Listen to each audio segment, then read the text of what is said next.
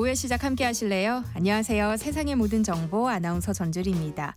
홍명보 감독이 이끄는 우리 축구대표팀이 지난 10일 오만과의 경기에서 첫 승을 거뒀지만 경기력에 있어선 여전히 의문이 제기되고 있죠. 특별한 전술 없이 선수의 개인 능력에만 의존했다. 홍명보 감독만의 색깔이 보이지 않는다. 이런 평가가 나오는데요. 여러분들 생각은 어떠신가요? 이런 가운데 문화체육관광부가 파리올림픽 금메달리스트 안세영 선수가 폭로한 배드민턴 협회 의혹과 관련해 중간 조사 결과를 발표하고 제도 개선을 약속했는데요. 한 주간에 있었던 스포츠 소식들 잠시 뒤 스포츠 핫 이슈 코너에서 자세히 살펴보겠습니다. 아이들을 재울 때 요람이나 푹신한 쿠션 사용하시는 분들 많은데요. 한국소비자원 조사 결과 시중에 판매되는 제품 상당수가 사고의 우려가 있는 것으로 나타났다고 합니다. 부모님들의 걱정이 커질 수밖에 없는데요. 어떤 점을 주의해야 하는지 오늘 라디오 상담소 우리 아이는 왜 코너에서 알려드릴 예정이니까요. 궁금한 분들 계속해서 함께해 주세요. 저희 방송은 KBS 1라디오 유튜브 채널을 통해서도 실시간으로 시청 참여하실 수 있습니다. 많은 관심 부탁드리면서 KBS 세상의 모든 정보 지금 시작합니다.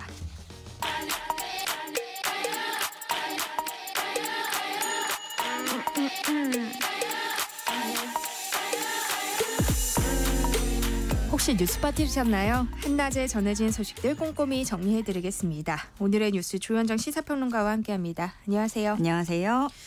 네, 북한이 오늘 오전 동해상으로 단거리 탄도미사일을 발사했죠. 70여일 만에 미사일 도발에 나선 건데 우리 군은 대비태세를 강화했어요. 네, 합동참모본부에 따르면 군은 오늘 오전 7시 10분께 평양 일대에서 동해상으로 발사된 단거리 탄도미사일 여러 발을 포착했습니다.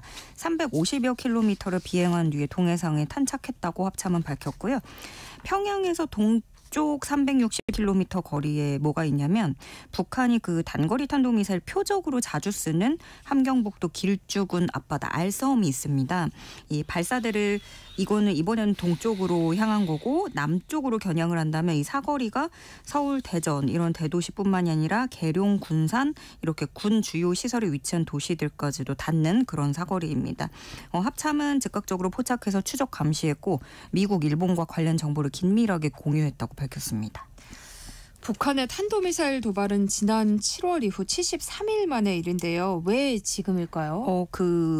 바로 오늘 직전에 쏘았던 게 7월 1일이에요. 바로 전이 7월 1일인데 그때 쏘고 나서 곧바로 우리가 새로 개발한 고중량 탄두를 장착한 전술 탄도미사일이다 이렇게 내세우면서 또 추가 발사를 예고를 했거든요. 그런데 7월에 전혀 하지 않았고 그 후에 한미가 대규모 연합훈련 진행할 때에도 예상외로 잠잠했어요. 네. 근데 아마도 7월 말에 그 북한에서 수해 피해가 아주 크게 났기 때문에 그 복구에만 좀 힘을 쏟기에도 좀 역부족이었을 것이다 이런 분석이 나왔었고 지난주에 닷새 연속으로 오물풍선을 띄워보냈잖아요. 그리고 또 얼마 되지 않아서 오늘 이렇게 탄도미사일 발사를 감행을 한 건데 일각에선 그런 북한이 또 미국 대선 앞두고 존재감 과시하기 위해서 그때까지 11월까지 좀 도발 수위를 끌어올릴 수 있다 이런 우려도 나오고 있습니다.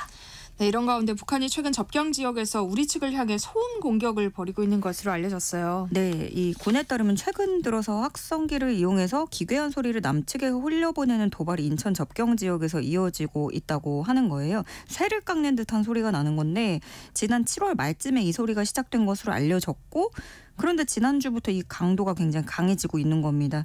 처음에는 우리가 쏘는 그 대북 확성기 소리를 북한 군인이나 주민들이 제대로 못 듣게 하려고 좀 막으려고 하는 목적이라는 분석에 힘이 실렸었는데 그러니까 갈수록 소음이 커지고 있고 그 유형도 바뀌고 있어서 이거는 애초에 목적 자체가 공격, 그러니까 소음 공격으로 볼 수 있다라는 분석도 제기가 되고 있고요.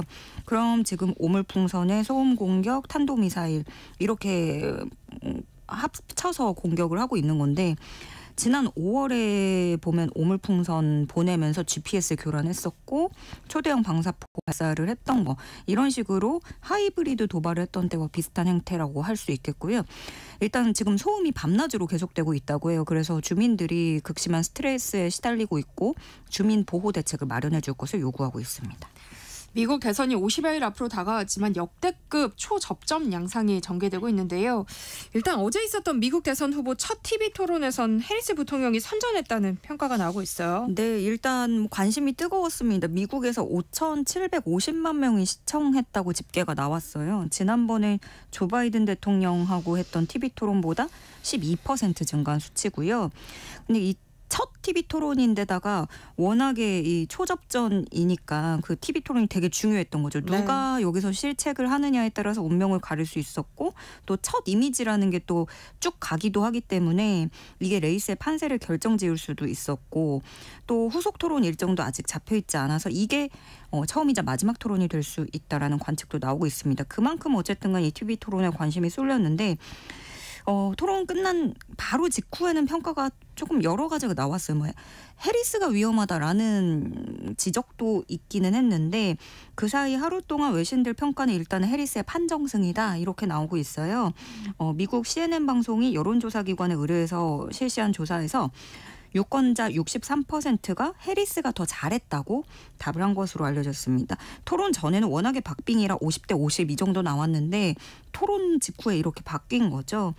근데 이게 해리스 같은 경우에는 대선 본선 토론에서는 완전 처음 신인이었고 반면에 트럼프는 대선만 3번째이기 때문에 훨씬 노련할 거다라는 관측도 있었지만 영상 혹시 보시면 해리스가 굉장히 전략적으로 일부러 이렇게 미소를 지으면서 좀 표정만으로 트럼프를 좀 이렇게 건드린다 그런 전략이었어요. 다 알고 있다는 표정으로 여유 보이면서 좀 평정심을 잃게 하는 모습이었고 CNN은 어떻게 평가를 했냐면 트럼프가 해리스가 던진 미끼를 모두 물었다 이렇게 말을 했고요.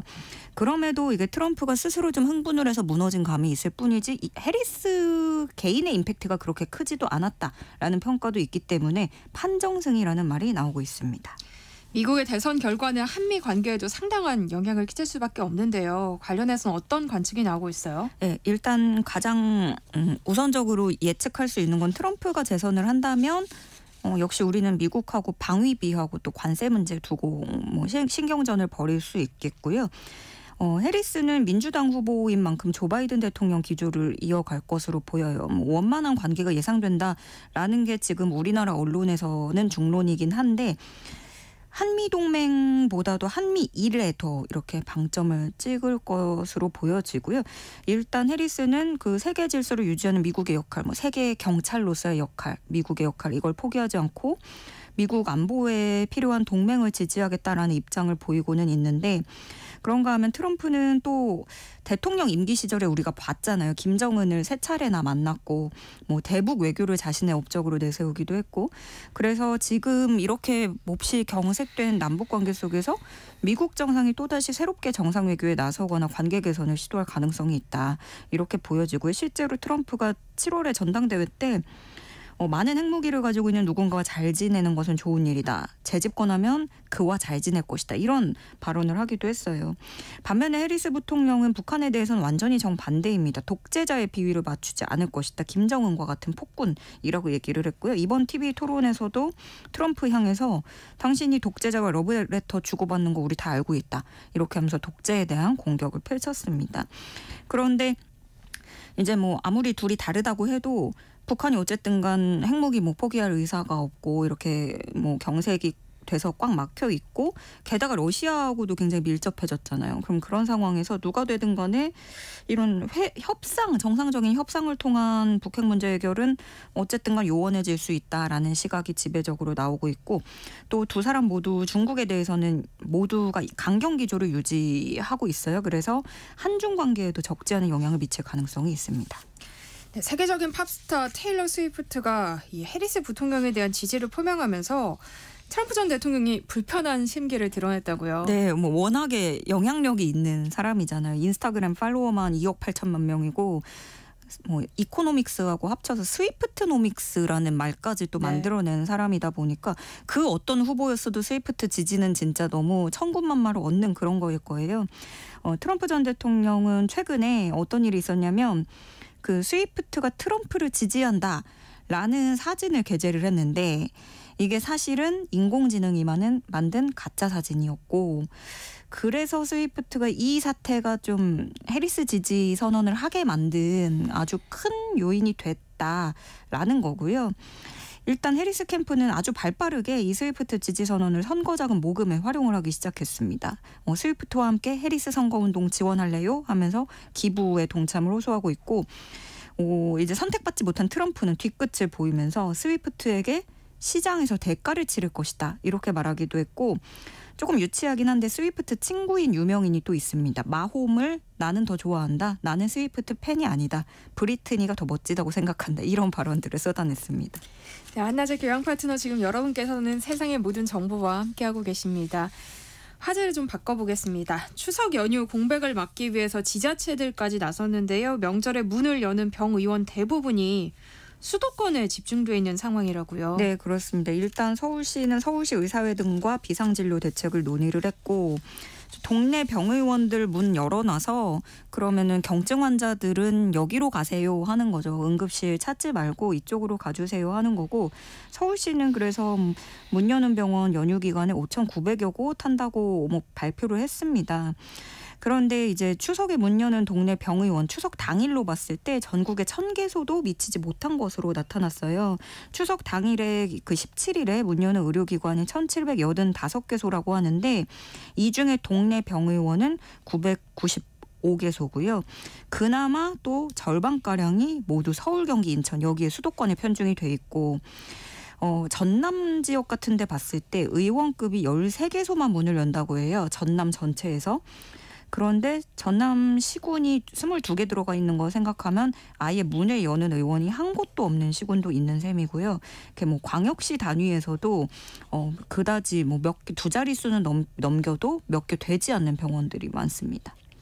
네, 이런 가운데 정부가 의료 공백을 막겠다면서 지난 7개월간 투입한 국민건강보험 재정이 2조 원에 육박하는 것으로 알려졌어요. 네, 보건복지부 자료에 따르면 지난 2월에 이 의료 공백 사태 수습하기 위해서 투입된 건강보험 재정 2월부터 총 1조 9,436억 원으로 추산이 됐습니다. 근데 이거는 건강보험 재정만 말씀을 드리는 거고 다른 예비비나 국가 재정은 포함이 안 된 겁니다.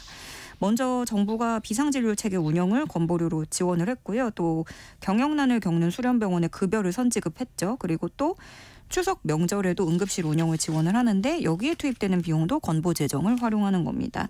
14일부터 18일까지 이거 지금 계속 뉴스에 대대적으로 나오고 있는데 연휴 기간에 진료비 가산 제도를 적용하잖아요. 일단 비상진료 이전에 3.5배 수준입니다. 수가도 그만큼 올리는 거고 또 병의원마다 이게 평일에는 진찰료, 마취료, 처치료, 수술료의 30%에서 50%, 약국 같은 경우에 조제료, 복약지도료의 30% 가산해서 환자한테 청구를 할 수 있게 돼요. 그러면 좀 길게 말씀을 드렸지만 결론적으로는 국민들로서는 계산할 때 지갑에서 나가는 진료비도 늘어나는 거고 세금으로 낸 건보 재정에서도 또 돈이 나가는 겁니다. 정부가 기존에 발표했던 계획 이외에도 추가로 투입하는 건보 재정이 2,100여 원에 달하는 것으로 나타났습니다. 네, 이런 가운데 의대생 전용 커뮤니티에 패륜성 글이 다수 올라와서 경찰이 수사에 나서는 일까지 발생했어요. 네. 일단 국민을요, 조선인, 조센징, 개, 돼지 이렇게 멸칭으로 표현을 했어요. 그러면서 이들 매일 1,000명씩 죽어나갔으면 좋겠다. 더 죽이면 이득이다. 죽는 거 볼 때마다 기분이 좋다. 추석 응급실 대란 진짜 왔으면 좋겠는데 부역자들이 추석 당직 설까 겁난다. 이런 말들이에요. 굉장히 불편하죠. 네. 아주 일부일 거라고 생각을 하는데 그런데 이렇게 될 때까지 이제 교육과 의사계는 무엇을 했는가 묻고 싶은 겁니다. 정부가 어떤 의료개혁을 표방하고 있고 거기에 대의가 있겠지만 지금 이 상황은 어쨌든 간 이렇게 연휴 앞두고 이렇게 된 거는 정부의 실책, 결과적으로는 실책이었다 이렇게 볼 수 있고 그러면서 또 의사는 의사대로 내부에서 자중질환인 게 어쨌든 간 전공의들은 그 의사 조직 내부에서는 그 약자였단 말이에요. 근데 의지할 곳이 없을 때 어쨌든 처우가 좋지 않았고 그래서 이걸 해결해달라고 했는데 그 당시에 선배인 의협들이 이제 주도권 안 놓으려고 스피커 노릇을 하게 된 거죠. 근데 그 스피커마저도 어떤 설득보다는 국민 정서를 심하게 건드리는, 그래서 설득이 되지 않는 메시지만 내놨고, 그래서 지금으로서는 이제 이런 말까지 나오니까 뭐 더 1,000명 더 죽어야 되는데 이런 말까지 나오니까 의사계에서도 이제 자중하자는 목소리가 나오고는 있어요. 어떤 게 이제 본인들의 의견을 관철할 수 있는 길인지 좀 생각을 해줬으면 좋겠습니다. 당정이 오늘 추석 전 응급의료 대책 협의를 갖고 또 한덕수 국무총리가 응급의료와 관련해서 브리핑을 하기도 했는데요. 어떤 이야기가 나왔어요? 예, 정부와 국민의힘이 일단 오늘 오후에도 또 국회에서 협의회 열고 대책을 세운다고는 하는데 아직은 이건 구체화된 건 없는 거고요. 오전에 이제 한덕수 총리가 브리핑을 했는데 기존의 정부 입장을 조금 되풀이했다라고 볼 수 있어요. 의료 붕괴 뭐 지금 많은 분들이 고초를 겪고 있지만 의료 붕괴를 걱정할 상황은 아니다. 그리고 정부는 가용 자원을 총동원해서 응급 의료를 유지하고 있다. 이런 수준의 얘기였고요. 그리고 뭐 추석 연휴에 그 전보다 그 설 때보다도 2배 이상 많은 당직 병원들이 환자들을 맡기로 했다. 이렇게 설명을 하기도 했습니다. 또 의료진들에게 고마움을 표하기도 했고요. 무엇보다 국민들에게는 큰 병원에 가기보다 연휴 기간에 이 중증도에 따라서 적정한 곳을 찾아주시길 간곡히 당부드린다 말했습니다. 네, 국민의힘 한동훈 대표는 추석 전에 여야 의정 협의체를 출범시켜야 한다는 입장인데요. 가능할까요? 일단 한동훈 대표가 지금 계속 좀 마음이 급해요. 그래서 2025년도 증원도 다시 수정해 볼 수 있고 여야 의정 협의체에 꼭 의협이 안 들어오더라도 소수로도 협의체를 일단 빨리 시작해야 된다라는 거고 계속해서 좀 야당인 민주당을 향해서 어서 나서자. 야당은 민주당은 정말로 이거 해결할 의지가 있긴 한 거냐. 정쟁으로 가는 게 아니고 해결해야 되지 않겠느냐. 이렇게 재촉을 하고는 있어요. 그런데 민주당도 할 말은 있는 거죠. 대통령부터 설득하고 와라. 그래야 뭐가 되지 않겠느냐. 야당으로서는 한동훈 대표 계속 이제 말을 꺼내는데 당내에서 힘을 못 쓰고 유효하지 않은 말만 하고 있다 이렇게 보고 있는 거예요. 그래서 지금 실제로도 한동훈 대표 제안에 이미 뭐 대통령실이 선을 그었고 여당 내부에서도 2025년 총선은 이거 좀 부정적이다 이런 반응이 나오고 있어서 녹록지 않아 보이고요. 거기에다가 또 의료계는 국민의힘이 먼저 그 의료계 15개 단체에 협의체에 참여해달라 이런 공문을 보냈는데 대다수가 부정적인 입장인 것으로 알려졌습니다. 네, 오늘의 뉴스 조현정 시사평론가와 함께했습니다. 고맙습니다. 고맙습니다. KBS 1라디오 세상의 모든 정보 함께하고 계신 지금 시각은 12시 37분입니다. 이 시각 교통정보 알아봅니다. 교통정보입니다. 비가 내리면서 전국적으로 사고가 많습니다. 먼저 서울 시내 서부간선도로 금천 나들목 방향 성산대교 지나 3차로에 사고 있습니다. 올림픽대로 공항 쪽 한남대교 지나 1차로에도 추돌 사고 있고요. 여파로 잠실대교부터 정체입니다. 동부간선로 성수 쪽 월릉분기점 지나서도 3차로에 고장난 차 서 있는데요. 도봉요금소부터 밀립니다. 고속도로는 수도권 제1순환고속도로 판교에서 구리 방향, 광암터널에서 강일까지 정체인데 그 사이 강일 1차로에 추돌 사고 나서 처리 중입니다. 경부고속도로 서울 쪽은 안성분기점에서 신갈분기점까지 밀리고요. 안성 부근 2차로에는 추돌 사고가, 그 사이 신갈분기점 5차로에는 또 사고가 있어서 처리 중입니다. 이후 금토분기점에서 반포까지 쭉 밀립니다. 반대 부산 방향 양산나들목 가기 전에 발생한 사고 2개 차로에 걸쳐 처리하는데요. 일대로 정체고요. 중앙고속도로 춘천 방향 홍천강 휴게소에 발생한 승용차 사고로 2차로 통행이 어렵습니다. 영동고속도로 인천 쪽은 여주나들목을 가기 전 졸음쉼터 부근에 차량 미끄럼 사고 발생했습니다. KBS 교통정보센터 서휘영입니다. 세상의 모든 정보는 청취자분들의 관심과 참여를 기다립니다. 방송 들으시면서 궁금한 점이 있거나 의견 공유하고 싶은 분들 계시면 문자 보내주세요. 추첨을 통해 모바일 쿠폰 보내드리겠습니다. 참여하실 번호는 샵 9730이고요. 짧은 문자 50원, 긴 문자 100원의 이용료가 부과됩니다. 콩 게시판을 통해서는 무료로 참여하실 수 있고요. KBS 1라디오 유튜브 채널을 통해서도 실시간으로 시청 참여하실 수 있습니다. 네, 12시 30분 경기 용인 지역에 호우경보가 발효됐습니다. TV나 라디오, 스마트폰 등을 통해서 기상 상황을 계속해서 확인하시고요. 위험한 지역으로는 통행하지 않도록 주의하시기 바랍니다. 또 대피 권고 받았을 때에는 즉시 안전한 곳으로 대피하셔야겠습니다. 네, 꼭 알아야 할 정보를 알기 쉽게 전달해드리는 세상의 모든 지식. 목요일에는 한 주간에 있었던 스포츠 소식 살펴보는 스포츠 핫 이슈 시간이죠. 정현우 KBS 스포츠국 PD와 함께합니다. 어서 오세요. 네, 안녕하십니까. 월드컵 아시아 3차 예선을 치르고 있는 우리 축구 대표팀 얘기부터 좀 해봐야 할 것 같아요. 네. 팔레스타인전 무승부에 이어서 오만과의 원정 경기에선 3대1로 승리를 하면서 1승 1무를 기록했거든요. 네, 그렇죠. 근데 우리가 기대한 결과는 아니었어요. 그렇습니다. 사실은 이 팔레스타인과의 첫 경기에서 0대0 무승부가 나왔기 때문에 네. 이번 오만과의 원정 경기였기 때문에 또 좀 걱정 어린 목소리들이 많았는데 다행히 3대1로 승리를 거두긴 했습니다.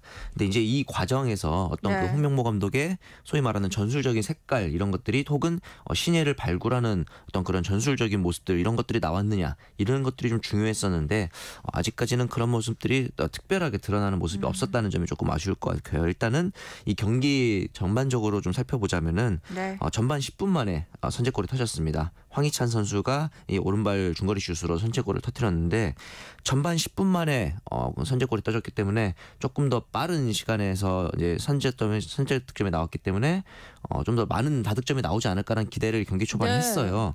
그런데 이 전반 추가 시간에 이 상대 공격수였던 이 프리킥이 이제 우리나라 정승현 선수의 머리를 맞고 우리나라 골대로 들어가면서 1대1 상태로 전반전을 마치게 됩니다.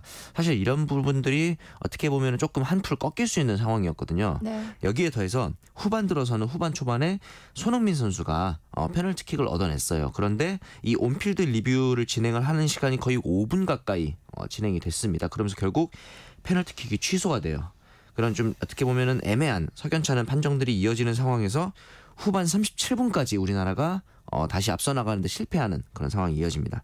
결국 이 어떤 그 지지부진한 상황을 해결해 준 게 이강인 선수 그리고 손흥민 선수였는데 이강인 선수가 중원에서 상대 수비 3명을 등지고 공을 받아내서 손흥민 선수에 연결을 해줬고 손흥민 선수가 상대 수비 5명이 앞에 있는 상황에서 가마차기를 통해서 득점에 성공을 합니다. 그리고 나서 이제 경기 추가 시간이 16분이 주어졌어요. 거의 무슨 선수 교체 신호인 줄 알았거든요. 16이라는 숫자가 딱 뜰 때 처음에 그 정도로 굉장히 많은 추가 시간이 주어졌었는데 이 상황에서 이 손흥민 선수가 다시 한번 어시스트를 기록하면서 주민규 선수가 추가골을 기록해서 3대1로 우리가 오만 상대로 승리를 거두게 됐습니다. 승리를 거두긴 했지만 경기 내용으로 봤을 때 네. 전술 없이 선수 개인 능력에 좀 의존하는 모습이 보인다. 맞습니다. 홍명보만의 색깔이 안 보인다. 이런 평가가 많이 나오고 있거든요. 맞습니다. PD님은 경기 어떻게 보셨어요? 홍명보가 일단 기본적으로 가장 선호하는 전술이 라 볼피아나라 그래서 중앙에 있는 수비형 미드필더가 수비진까지 내려와서 빌드업에 관여하는 스타일의 플레이메이킹을 굉장히 선호합니다. 이 부분을 왜 선호하냐? 홍명보 그 감독이 선수 시절에 본인이 선호하던 플레이메이킹 방식이에요. 최근 이제 전술적으로도 이런 세계 축구에서 이런 라 볼피아나라는 흐름들이 많이 나오긴 합니다. 근데 이렇게 수비형 미드필더가 수비진까지 내려와서 플레이메이킹을 한다면은 가장 중요한 거는 이 자리를 다른 선수가 미드필더진이 내려오거나 측면 수비수가 중앙으로 쇄도하면서 중원 싸움을 이겨가는 그런 모습이 필요한데 네. 팔레스타인전도 그랬고 오만전도 그랬고 결국은 이런 중원 싸움에서 어떻게 보면 우리보다 상대적으로 약체인 팀들을 상대로도 네. 중원 싸움에서 앞서 나가는 모습이 없었다는 점. 그래서 결국은 좀 전술적인 세밀함이 부족하지 않았나라는 생각이 들고 두 번째로는 좀 어떻게 보면은 좀 아이러니한 전술적인 모습이 있었습니다. 이날 선발 출전했던 오세훈 선수가 장신 공격수예요. 그래서 이명재 선수가 이제 나서고 설령우 선수 나서면서 크로스를 많이 올리겠다라는 전술적인 모습을 가져갔는데 전반 초반에부터 이제 전반 내내 크로스가 그렇게 많이 올라오진 않았어요. 장신 공격수를 투입했는데 사이드 크로스가 없었다. 그리고 네. 오세훈 선수가 빠진 다음에 갑자기 크로스가 많이 올라오기 시작합니다. 이게 넌센스죠, 사실은. 오세훈 선수 있을 때 올리든가 아니면은 오세훈 선수 빠진 다음에는 짧은 크로스로 이제 경기를 이어든가 둘 중에 하나를 했어야 되는데 이렇게 보면 약간 엇박자 같은 느낌이 드는 전술 운영이었다. 이렇게 볼 수 있을 것 같고, 반면에 이 이강인 선수를 좀 자유롭게 프리롤로 활용하면서 스위칭 플레이를 가져가는 등의 활용도는 기존의 이제 클린스만 감독 체제보다는 조금 더 자유로운 활용도를 많이 가져가는 측면이 있습니다. 하지만 이강인 선수의 활용도 말고는 아직까지 홍명보에서 전술적으로 보여준 모습은 조금 아쉽다라는 생각이 들고, 한 가지 또 특이한 게 손흥민 선수가 오만전 끝나고 인터뷰에서 경기장 상태가 이전 경기보다 좋아서 좋은 플레이를 할 수 있었던 것 같다. 쉽게 말하면 서울 월드컵 경기장 잔디가 오만 경기장 잔디보다 안 좋았다라는 걸 돌려서 비판한 내용이 되겠죠. 이러면서 이제 다가올 10월 15일에 이라크와 또 우리나라에서 홈에서 이제 경기가 있는데 과연 어디서 해야 되냐 이런 이제 고민들이 생기는 거예요. 아직까지는 서울 월드컵 경기장으로 아마 내정이 돼 있는 걸로 알고 있는데 잔디가 그때까지 회복될 수 있을지 아니면은 다른 경기장 가야 되는 거 아니냐 이런 목소리들도 나오고 있는 상황이거든요. 그러면은 어디 갈까 이제 고민을 해봅니다. 인천도 지금 이제 잔디 상태가 그렇게 좋지 않고요. 수원 월드컵 경기장도 잔디가 너무 좋지 않아서 지금 공사에 들어간 그런 상황입니다. 그래서 이제 다 그렇다면 지방으로 가야 되나라는 이제 고민을 하고 있는데, 이 FIFA의 규정상 국제공항과 어느 정도 근거리에 있는 경기장을 배정해야 된다라는 조항이 또 있습니다. 이렇다 보니까 너무 지방으로 갈 수도 없는 상황이고, 그렇네요. 네, 이렇게 돼서 지금 얘기가 나오는 거는 차라리 그 양양 국제공항이 있는 강릉을 가야 되는 거 아니냐 뭐 이런 이야기까지 나올 정도라서 이제 남은 한 달 정도의 기간이 남아 있잖아요. 이 기간 동안 좀 적절한 잔디 상태를 보유한 경기장을 확보하는 것이 사실 축구협회 입장에서는 좀 중요할 것 같습니다. 그리고 처음 A매치 명단을 발표하면서 홍명보 감독이 안정적인 팀 운영과 약간의 변화에 중점을 뒀다. 미래지향적으로 꾸렸다. 이렇게 밝혀서 눈길이 갔었는데 세대교체 시도는 없었어요. 맞습니다. 사실은 중원에서 이제 뭐 황인범 선수라든가 이재성 선수를 대체할 만한 미드필더 자원을 발굴하는 게 저는 가장 급하다고 생각이 드는데, 새로 발탁된 선수가 정우영 선수가 36살입니다. 새로운 미래지향적이라고 볼 수는 좀 없는 자원이고, 그나마 이제 이명재 선수나 황문기 선수가 풀백 자원에서 새로 발굴을 좀 시도를 했습니다만, 공격 자원에서 새로 선발됐던 뭐 양민혁 선수라든가 이런 선수들이 출전이 없었다는 점에서는 아직까지 홍명보호가 그 실험적인 운영을 할 정도로 여유가 있지 않나 보다라는 생각이 들었거든요. 다가올 이 10월에 있을 요르단 원정 이라크 홈 경기 같은 경우는 더 어떻게 보면은 이전에 팔레스타인 오만보다 어려운 상대임이 확실하니까 더 실험적으로 라인업을 가져가기 어려울 수가 있어요. 그렇다면은 언제 대체 우리는 실험을 할 수 있는 거냐? 아마도 이 다가올 내년에 3차 예선 때 좀 기회가 있지 않을까라는 생각이 듭니다. 축구계 소식 하나 더 살펴보겠습니다. 손준호 선수가 중국 축구협회로부터 승부조작 혐의로 영구 제명 중징계를 받았는데요. 어제 기자회견을 열고 결백을 주장했어요. 맞습니다. 이 중국 공항에서 체포된 이후에 중국 공안들이 이 가족들을 위협하면서 자백을 강요했다. 그래서 어쩔 수 없이 혐의를 인정했다라고 이제 본인이 진술을 했습니다. 재판 과정에서도 계속적으로 협박과 회유가 이어져서 결국 20만 위안을 받고 승부조작했다는 사실을 인정하면 석방해준다는 조건 하에서 풀려났다라고 손준호 선수가 기자회견에서 밝혔습니다. 그런데 이 부분에 대해서 조금 이제 의아하다라는 이제 팬들의 시선이 있는 게 어떤 거냐면은 일단은 이 20만 위안 금액을 받았다는 것 자체를 인정을 했다는 점에 있어요. 근데 이 금액이 작은 금액도 아니고 우리나라 돈으로 하면 거의 몇 천만 원에 육박하는 돈인데, 이 돈을 아무런 이유 없이 그냥 받았다는 게 너무 좀 아이러니하다는 거죠. 그렇게 큰 돈을 받을 때는 뭔가 이유가 있다는 것을 선수 본인도 알고 있었을 것이다. 뭐 당연히 이렇게 이유 없이 누가 몇 천만 원 주진 않잖아요. 이런 면에 있어서는 사실 중국 당국에서 이 부분에 대해서 조사를 할 수밖에 없는 거 아니었냐라는 이제 목소리도 나오고 있고, 기자회견을 보고 나서 출처를 모르고 돈을 받았다는 점에 있어서는 손준호 선수가 잘했다고 볼 수는 없는 거 아니냐 이런 목소리도 나오고 있는 상황이기 때문에 손준호 선수의 선수 복귀에 대해서는 조금 더 시간이 필요하지 않을까라는 생각이 듭니다. 안세영 선수의 작심 발언 이후 한 달간 배드민턴 협회를 조사한 문체부가 중간 결과를 발표하기도 했는데요. 그 내용이 충격적이에요. 맞습니다. 우리가 사실은 이 안세영 선수가 기존에 있었던 제 대표팀의 관행이라든가 이런 부분들에 대한 폭로이지 않을까라고 생각을 했는데, 일단은 이 비국가대표 선수의 국제대회 출전을 제한했던 기존 배드민턴 협회의 규정 폐지를 추진하겠다라고 문체부가 밝혔습니다. 그리고 경기력에 영향을 줄 수 있는 신발이라든가 라켓 같은 용품들 기존 후원사와 관계없이 선수들이 원하는 용품들을 자유롭게 사용할 수 있도록 또 권고를 들어가기로 네. 했습니다. 그러니까 이전까지는 국가대표가 아닌 선수들은 국제대회에 나갈 수도 없었고 선수들이 원하는 용품이 브랜드가 아닌 용품을 사용해야 되는 그런 상황도 있었다고 볼 수 있는 거고 네. 여기에 더 나아가서 이 김태규 배드민턴 협회장 등 임원진에 대해서는 소위 말해서 이제 백마진 그리고 횡령과 배임에 대한 가능성도 추가적인 조사에 들어가기로 했습니다. 이런 부분들에 대해서는 안세영 선수가 기존에 폭로했던 것 이상으로 밝혀진 게 아닌가라는 조금 당황스러울 정도로 어두운 면들이 많았다라는 생각이 좀 듭니다.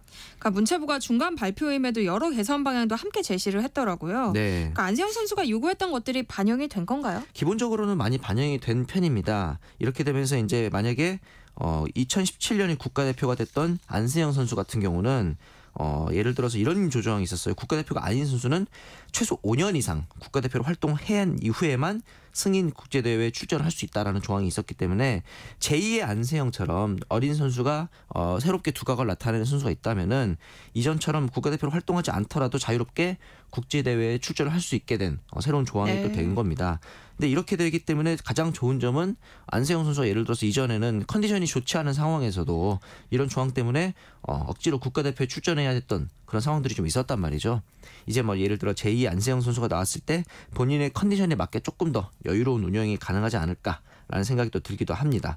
그리고 국내 44개의 어떤 그런 자율 종목들이 있습니다. 근데 그중에서 글러브와 운동화, 소위 말해서 이제 신발 그리고 용품들을 강제해서 신게 하는 후원사 용품을 강제해서 신게 하는 종목은 현재까지는 복싱 외에는 없다고 합니다. 그럼에도 불구하고 배드민턴 협회가 지금까지 강요를 해왔던 부분이 있기 때문에 이런 부분들도 선수들의 경기력적인 측면에 있어서는 좀 더 나아지는 방향으로 나아가기를 또 바라보겠습니다. 네, 문체부가 대한체육회 스포츠공정위원회의 구성과 운영의 불공정성을 또 지적하면서 시정을 권고하기도 했던데요. 네. 어떤 문제가 있어서 이런 권고가 내려진 거예요? 이 스포츠공정위원회 위원장이 이기흥 회장이 특별 보좌 역으로 활동할 당시에 급여를 300만 원 가까이 수령한 것으로 좀 드러났습니다. 이런 부분들이 이제 공정위원회가 어떤 자리냐면은 이기흥 회장의 삼선 도전 가능 여부를 심사하는 심사위원이에요. 그런데 대한체육회로부터 급여를 받고 있었다는 것은 사실 좀 아이러니한 상황이 오늘 참 아이러니한 일들이 많이 나오는데 일반 셀프 임명으로밖에 보일 수 없는 상황이어서 네. 이 급여 자체가 굉장히 적은 금액도 아니다 보니까 불공정 시비가 더 거세질 수밖에 없는 상황이 되겠습니다.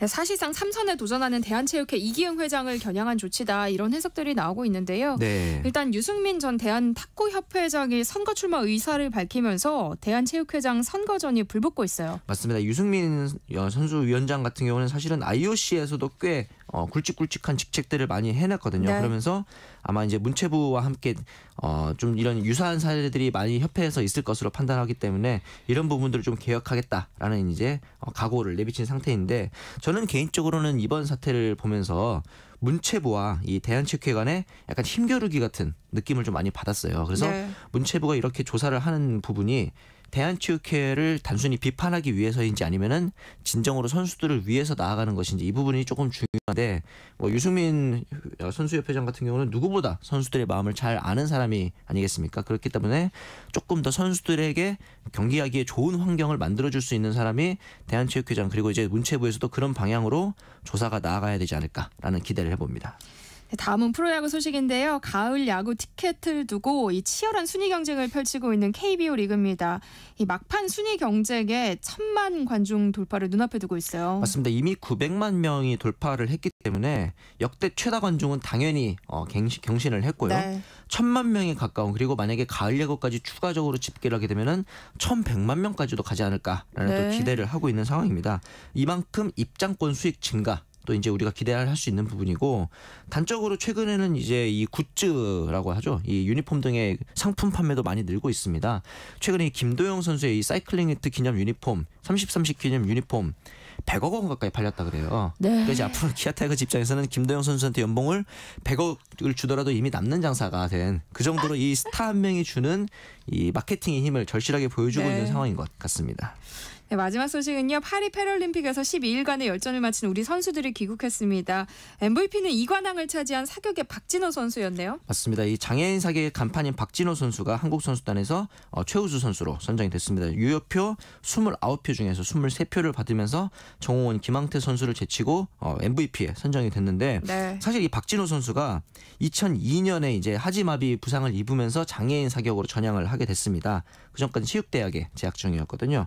그러면서 장애인 아시안 게임, 장애인 사격 선수권 대회 모두 금메달 땄는데 올림픽만 못 땄었어요. 지난 리우 때도 메달 획득에 실패했고 도쿄 때도 은메달, 돈메달만 땄었거든요. 네. 이번에 드디어 금메달이라는 큰 꿈을 이뤘고 축하를 또 보내고 싶습니다. 네, 스포츠 핫이슈 정은우 KBS 스포츠국 PD와 함께했습니다. 고맙습니다. 네, 감사합니다. 네, KBS 세상의 모든 정보 1부 순서는 여기서 마무리하겠습니다. 이어지는 2부에서는요. 라디오 객석 일렬 목공소 코너 기다리고 있으니까요. 계속해서 많은 청취 부탁드립니다. 그럼 전 2부에 올게요.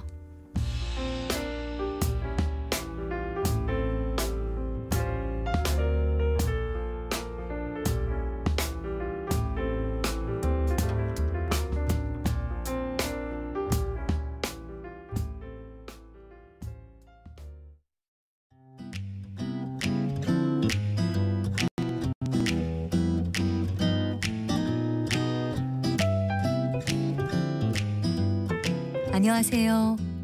바른말 고운말입니다. 오늘은 슈퍼마켓이란 단어에 대해서 말씀드리겠습니다. 우리는 보통 동네 가까이에 있는 가게를 슈퍼마켓 또는 수퍼마켓이라 부르는데요. 슈퍼마켓과 슈퍼마켓 중에서 외래어 표기법에 맞는 것은 어떤 것일까요? 답부터 말씀드리면 슈퍼마켓이 맞습니다. 언제부턴가 슈퍼란 말을 사용하는 표현이 상당히 많아졌습니다. 아마도 일반적인 것보다 성능이 뛰어나다거나 크기가 매우 큰 것을 강조하기 위해서 나타난 현상이라 할 수 있겠죠. 외국 영화 가운데 슈퍼맨도 있었죠. 이 경우에도 역시 슈퍼맨이 아니라 슈퍼맨이 맞습니다. 그리고 마찬가지로 팬들로부터 우상화되다시피 한 대중 가수나 영화 배우를 가리켜서 말할 때도 역시 슈퍼스타가 아니고요. 슈퍼스타가 외래어 표기법에 맞는 표현입니다. 이와 아울러 다른 외래어 표기 형태에 대해서 말씀드리면 사진사나 미술가 또는 음악가 등의 작업실을 스튜디오라고 부르곤 하죠. 그런데 여기서 두 번째 음절의 모음을 우를 써서 스투디오라고 써놓은 가게들을 간혹 볼 수 있습니다. 하지만 이것은 모음 유를 쓰는 스튜디오가 맞는 표현입니다. 물론 상황에 따라서 녹음실, 제작실, 방송실, 연주실 등으로 순화해서 사용한다면 더 좋겠습니다. 바른말 고운말 아나운서 변희영이었습니다.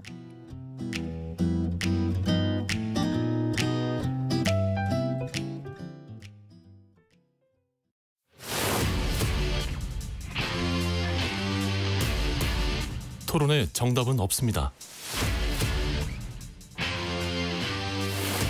토론이 세상을 바꿀 수도 없습니다. 하지만 질문은 새로운 세상을 만들 수 있습니다. 질문으로 올바른 세상을 만드는 첫걸음. 평일 저녁 7시 20분 KBS 열린 토론.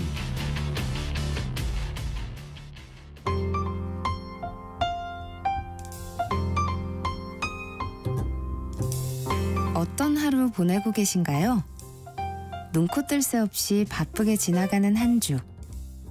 월요일부터 금요일, 매일 밤 10시부터 12시까지는 오롯이 당신만을 위한 시간입니다. 당신을 위한 지식 쉼터. 오늘 밤 일라디오.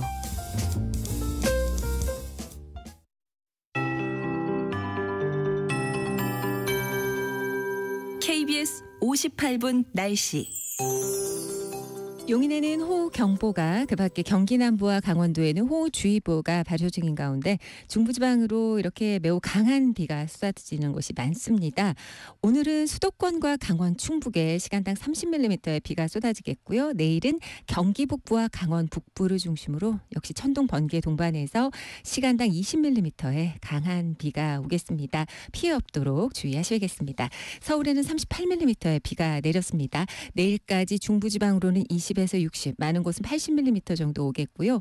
남부지방은 5에서 40mm의 비가 예상됩니다. 내일 역시 비나 소나기 오는 곳이 많은데 특히 소나기가 내리는 충청 이남 지역 5에서 40mm 정도의 강우량 예보돼 있습니다. 당분간 강원 산지에는 안개가 짙겠습니다. 오늘 중부지방 더위 좀 주춤합니다. 서울은 27도의 낮 기온 예상되고요.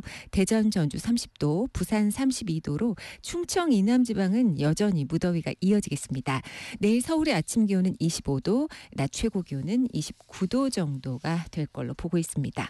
내일 오후부터는 제주 해안에 너울이 유입이 되겠고요. 제주 먼바다와 서해남부 먼바다는 물결이 1.5에서 4m로 당분간 높게 일겠습니다.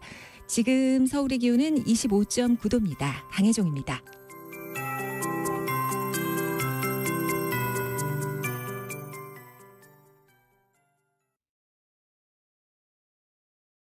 정성을 다하는 국민의 방송 KBS가 한시를 알려드립니다.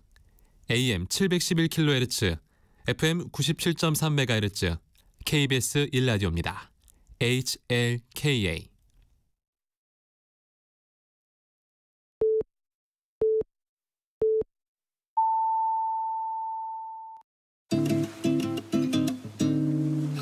나른한 오후를 책임질 영양 만점 지식 비타민. 세상의 모든 정보.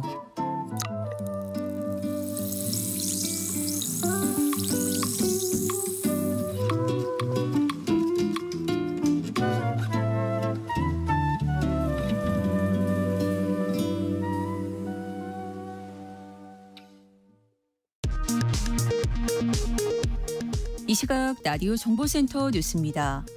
북한이 오늘 아침 동해상으로 단거리 탄도미사일 여러 발을 발사했습니다. 오늘 11월 미국 대선을 앞두고 주한미군을 지휘하는 한미연합사령관이 교체됩니다. 대통령실은 의료계가 대화 조건으로 제시한 대통령의 사과와 책임자 문책 요구에 대해 개혁의 동력을 떨어뜨릴 수 있다고 밝혔습니다. 의료계에선 정부의 입장이 바뀌어야 사태가 해결된다는 비판이 나왔습니다. 올해 7월까지 나라 살림살이를 보여주는 관리재정 수지가 83조 원 넘는 적자를 기록했습니다. 7월 누계 기준으로 역대 세 번째로 큰 적자폭입니다. 원자력안전위원회가 경북 울진의 신한울 원자력발전소 3, 4호기 건설 허가를 의결했습니다. 한국수력원자력이 건설 허가를 신청한 지 8년 만입니다. 지금까지 라디오 정보센터 뉴스 정한나였습니다.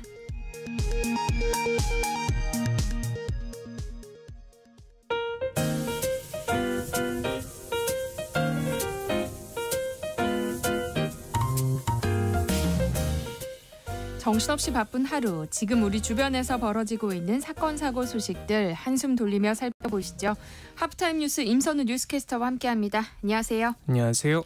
사고 소식부터 짚어볼까요? 어젯밤 서울 동부간선도로에서 방음터널 일부가 붕괴돼서 오늘 아침까지도 도로가 통제됐어요. 네, 어젯밤 10시쯤이었습니다. 서울 노원구 동부간선도로에서 철거 작업 중이던 수락 방음터널 구조물 일부가 무너졌는데요.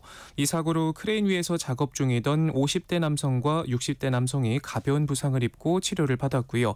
천만다행으로 구조물이 낙하하진 않아 지나던 차량 피해는 없었습니다.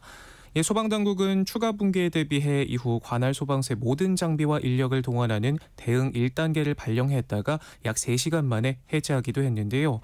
철거 작업이 이어지면서 도로는 밤새 양방향 전면 통제됐다가 오늘 오전 6시경 통행이 재개됐습니다.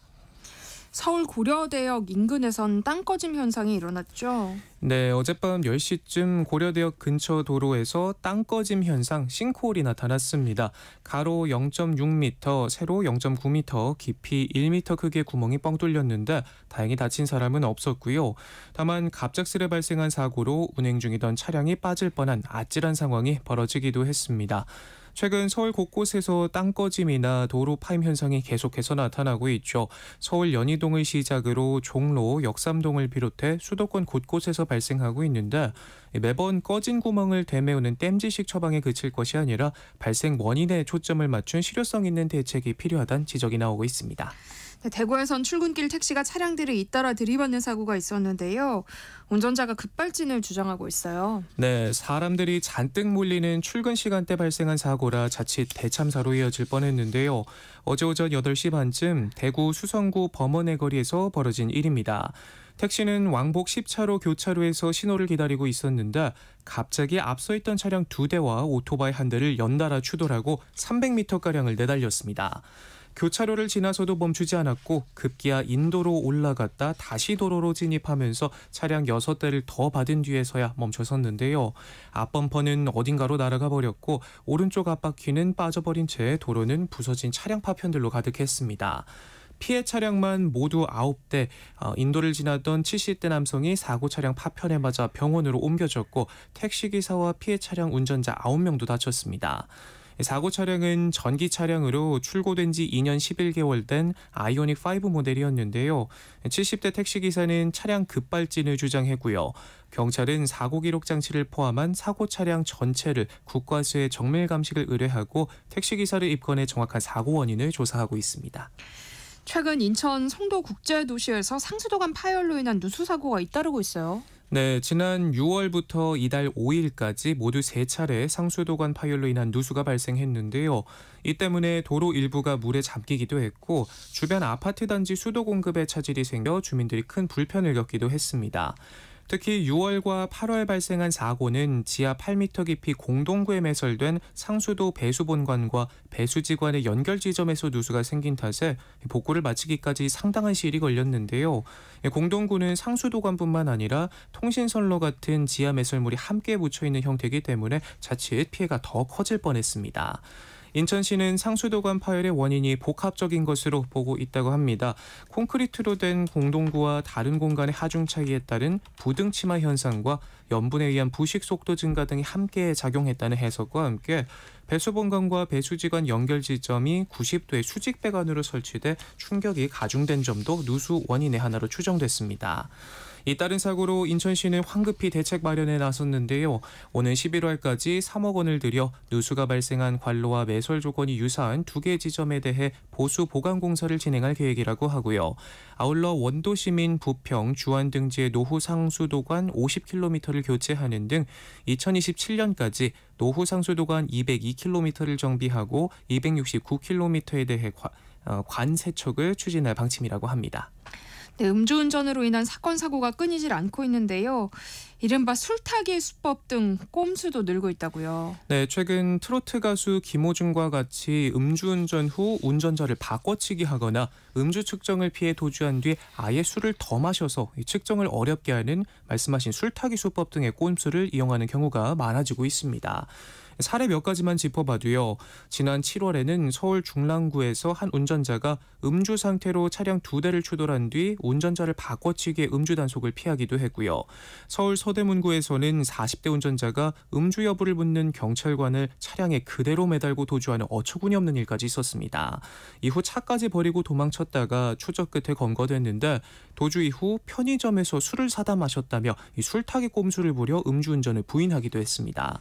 이렇게 음주운전 단속 피하기와 관련된 수법이 유행처럼 번지자 오죽하면 이를 막기 위한 법령 개정안까지 국회에 발의된 상황인데요. 네. 올해 1월부터 7월까지 음주운전 적발 건수는 7만 건이 넘습니다. 더 큰 문제는 왜 음주운전은 습관이라고 하잖아요. 실제로 2회 이상 상습범의 수가 상당한데요. 지난해 2회 이상 음주운전 적발 건수는 5만 5천여 건으로 전체의 절반에 육박했고요. 이 중에는 7회 이상 적발된 경우도 1,000건이 넘게 발생했습니다. 음주운전 교통사고로 인한 사망자 수는 지난해 기준으로 이틀에 1명꼴로 발생할 만큼 피해가 극심한 상황인데요. 이에 다음 달 25일부터는 음주운전 재범자 차량에는 음주운전 방지 장치 부착이 의무화된다고 합니다. 차량 내 측정기에 시동을 걸기 전 운전자 호흡을 검사해 알코올이 검출되지 않는 경우에만 시동이 걸리도록 하는 장치라고 하는데요. 하지만 전문가들은 음주는 마약과 같이 습관형 중독의 일종으로 단순히 처벌 강화로는 한계가 있어 사전에 막는 것이 중요하다면서 특히 김호중 사건 등으로 잘못된 꼼수가 학습이 됐는데 입법적 사각지대를 보완하고 엄중한 처벌을 받게 된다는 인식을 심어줘야 한다. 음주운전은 무조건 걸린다는 생각이 들 수 있도록 단속 방법을 잠복 후 추적 등 공격적으로 개선할 필요가 있다고 강조했습니다. 네, 다음 뉴스 살펴볼게요. 한 119 대원이 환자에게 언성을 높였다가 경고 처분을 받았는데 이 처분을 취소해달라고 낸 행정소송에서 승소했더라고요. 무슨 일이 있었던 거예요? 네, 무슨 이유 때문에 환자에게 언성을 높였는지 의아한데요. 들어보시면 납득이 가실 겁니다. 네. 지난해 8월 인천소방본부 상황실에 신고 전화 한 통이 걸려왔습니다. 전화를 건 환자는 해외에서 머물다가 암 치료를 받기 위해 한국에 왔는데 열이 많이 난다며 상황을 설명했는데요. 상황실 근무자가 병원 이송을 위해 구급차를 호텔로 보내주겠다고 하자 몸살 감기로 사흘 동안 못 씻었는데 샤워할 시간을 좀 달라고 했답니다. 이에 상황실 근무자는 30분 뒤 구급차가 호텔에 도착하게끔 하겠다고 말했지만 출동 지령을 받은 관할 안전센터 구급차는 환자가 샤워하는 사이 22분 만에 호텔에 도착했는데요. 이후 이 환자는 구급차가 도착하고 6분 뒤 객실에서 1층 로비로 내려왔고 구급대원으로부터 구급차를 이런 식으로 기다리게 하면 안 된다는 지적을 받았다고 합니다. 이 환자 기분이 상했던지 불쾌한 마음에 바로 다음 날 구급대원이 불친절했다는 민원을 제기했고 감사에 착수한 인천소방본부는 해당 구급대원에게 경고 처분을 내렸는데요. 결국 지난 2월 행정소송을 냈고 소송에서 당시 민원인에게 다른 응급 환자를 위한 출동이 늦어질 수 있다고 설명했다며 그 과정에서 다소 언성을 높였다는 이유로 국가공무원 복무규정을 위반했다고 볼 수 없다. 억울함을 호소했다고 합니다. 결국 재판부는 행정절차법 위반이라는 구급대원의 주장을 받아들이고 경고 처분을 취소하라고 인천시에 명령했는데요. 누리꾼들 역시 응급도 아닌데 편하려고 119를 불렀다. 이런 사람들에게 과태료를 부과해야 한다. 쓴소리를 아끼지 않았습니다. 저도 소신 발언을 좀 해보자면요. 샤워할 기력 있으시면요. 개운하게 씻고 직접 걸어가시면 됩니다. 119는 택시가 아니잖아요. 이런 분들 때문에 정말 위급한 환자들에게까지 피해가 간단 말이죠. 마음 고생하셨을 구급대원분들께는 응원과 항상 애써주심에 감사하다는 인사드리고 싶습니다. 네. 추석 연휴가 코앞으로 다가왔는데요. 귀성 대신 해외여행을 떠나는 사람들이 해마다 늘고 있어요. 네, 추석 연휴 동안 해외여행을 계획하는 사람의 비율이 또 늘어나서 4년 연속 증가세를 보였는데요. 인천공항공사 설문 결과 응답자의 11.2%가 추석 연휴에 해외여행을 갈 계획이라고 답했습니다. 코로나가 한창이던 2020년 1.9%에서 매년 늘어나서 올해는 두 자릿수까지 커졌는데요. 지난해보다 하루 짧은 5일 연휴 탓인지 이틀 연차를 붙여 9일 휴일을 만들려는 사람들도 많았습니다. 응답자의 75.4%가 휴가를 붙여 쓰겠다고 말해 지난해보다 응답 비율이 높아졌는데요. 계획 중인 해외여행지로는 일본이 30%를 넘기면서 가장 많았고 베트남, 미국, 태국 순으로 이어졌습니다. 시간 부담이 덜한 단거리 여행지를 선호했지만 미국을 찾는 사람도 꽤 있었고요. 명절 기간인 만큼 함께 여행할 사람으로는 가족과 친지가 압도적으로 가장 많았고 친구와 연인이 20.5%, 혼자 가겠다는 비율이 12.6%였고요. 또 정말 의외인데 직장 동료와 간다는 응답도 4%를 차지했습니다. 그런가 하면 추석 연휴에도 일손을 놓지 못하는 사람들도 많죠. 네, 멀리서 찾을 것 없이 저희 세모정 제작진도 추석 연휴 동안 청취자분들과 함께 할 겁니다. 그렇죠. 네, 명절에 고향을 찾기보다 일을 하면서 시간을 보내려는 사람들이 늘면서 일자리 플랫폼이 북적이고 있다고 합니다. 지역생활 커뮤니티 당근의 9월 첫째 주 단기 아르바이트 공고를 분석해 보면요. 추석 연휴 기간에 일할 사람을 찾는 비중이 50%를 기록했습니다. 지난 설에는 38%, 또 지난 추석의 경우 전체 20%였는데 명절 기간 아르바이트 구인 수요가 계속해서 늘고 있는 셈이죠. 아르바이트 전문 포털 알바천국의 조사에서도 78%가 연휴 동안 아르바이트 근무를 하는 것으로 나타났고요. 기존 근무는 쉬고 새로운 단기 아르바이트를 구해 일한다는 사람도 10% 넘게 집계됐고 4.8%는 기존 일을 그대로 하면서 하면서 새로운 단기 알바까지 투잡을 뛰겠다 답하기도 했습니다. 최근 고물가의 인력난 심화까지 겹치면서 자영업자들이 인건비 부담이 덜한 단기 아르바이트를 많이 찾으면서 연휴에도 놀면 뭐하나 돈이나 벌자 하는 사람들이 많아졌다는 해석인데요. 주 15시간 이상 채용을 할 경우 주휴수당을 제공해야 하는 등 고정비 지출이 늘어나기 때문에 통상 단기 아르바이트는 일회성이거나 주 15시간을 넘지 않는 파트타임 일자리를 의미합니다. 지난 8월 기준 주당 평균 취업시간이 1시간에서 14시간인 취업자는 201만 5천 명으로 지난 4월 158만 8천 명과 비교하면 넉 달 새 43만 명 가까이 늘었습니다. 날씨 소식으로 마무리해볼까요? 지금도 곳곳에 비가 많이 내리는 지역이 있는 것 같아요. 오늘 새벽부터 서울에는 비가 많이 왔어요. 네, 아침부터 중부지방을 중심으로 가을비가 내렸는데요. 특히 서울 서남권과 서부권에는 호우주의보가 내려진 가운데 시간당 30mm 안팎의 장대비가 집중되기도 했는데요. 비는 점차 남부지방으로도 확대되겠고 저녁이면 대부분 그치겠습니다. 다만 중북부 지방은 내일도 비가 내리는 곳이 있겠는데요. 예상되는 비의 양은 서울 등 수도권과 강원, 충청 북부에 최고 80mm 이상으로 양이 제법 많겠습니다. 비가 집중되는 중북부 지방은 폭염특보가 해제된 가운데 한낮에 서울은 27도, 강릉 26도로 심한 폭염이 주춤하겠는데요. 반면 충청 이남은 낮 동안 소강 상태를 보이는 곳이 많아 광주와 대구 32도 등으로 여전히 덥겠습니다. 주말에도 중북부 지방에는 비나 소나기가 내리겠고 휴일에는 동해안에 비가 오겠습니다. 비가 그친 뒤에는 중부지방도 다시 기온이 오르면서 추석 연휴 동안에도 30도 안팎의 늦더위가 계속된다고 하네요. 네, 임선우 뉴스캐스터와 함께했습니다. 고맙습니다. 고맙습니다. 내일 점심 메뉴 추천. 귀로 듣는 푸짐한 지식 한 상 어떠세요? 세상의 모든 정보. 아나운서 전주리입니다. 오늘도 참을인을 새기며 육아서를 뒤적이고 계실 이 시대의 엄마 아빠를 위한 시간입니다. 라디오 상담소 우리 아이는 왜? 이재현 용인세브란스 소아청소년과 교수와 함께합니다. 어서 오세요. 안녕하세요. 네, 오늘은 어떤 얘기 준비해 오셨을까요? 우리 아이 키우다 보면 육아는 장비빨이다 이런 이야기가 있죠. 맞아요. 네, 어떤 육아용품을 사용하는지에 따라서 육아를 하는 부모의 삶의 질이 바뀐다는 것을 이야기하는 말인데요. 이제 육아 현장들이 요즘 이런 분위기다 보니까 좀 너무 많은 육아용품들이 나와서 부모님들이 직접 다 살펴보고 살 수 없을 정도가 됩니다. 그래서 선택하는 것이 이제 사람들이 가장 많이 산다는 국민 육아템이라고 네. 하는 것들을 많이 사시는데요. 이게 국민템이라고 팔리는 물품들이 물론 잘 만들어진 것들도 있지만 전문가 입장에서는 아기들에게 도움이 안 되거나 오히려 위험할 수도 있는 제품들이 있거든요. 이게 국민템이라는 칭호가 얼마나 잘 만들어졌느냐만 의미하는 것이 아니라 사실 마케팅의 결과라고도 볼 수가 있잖아요. 네. 그래서 오늘은 아기들 대상으로 만들어서 판매되는 제품인 육아용품들 중에서 이제 그런 것들을 어떻게 안전하게 사용하면 좋을지 이런 팁들을 알려드리려고 합니다.